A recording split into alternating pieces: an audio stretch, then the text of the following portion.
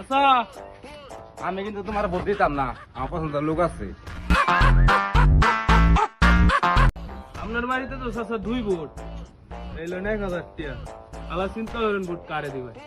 অবশ্যই ভোট তো তোমায় দিয়াম। কাকা 500 টাকা লাগে যামে ভুট্টা বেচে দিলেনি 5টা বছর তো মনে করেন লুটটা বুট্টা খাই 5টা বছরে তারা কি উন্নত করবে জানো? বিধবা ভাতা, বয়স্ক কার্ড, রেশন সবই তো তারা মাইরা খাইবো। শুধু তাই না, রাস্তাঘাট করবা যাবো এনতে টাকা খাইবো, করবা যাবো এনতে টাকা খাইবো, মন্দির করবা যাবো এনতে টাকা খাইবো, স্কুল করবা যাবো এনতে টাকা খাইবো, সকল প্রকার সুবিধা থেকে বঞ্চিত করবো। এই যে 500 টাকা লাগে আমি ভুট্টা বেচছি না, এগারো নামের কোনো সুবিধা লেগে যায় যে আমি করেন 1 লাখ টাকা জরিমানা নিব।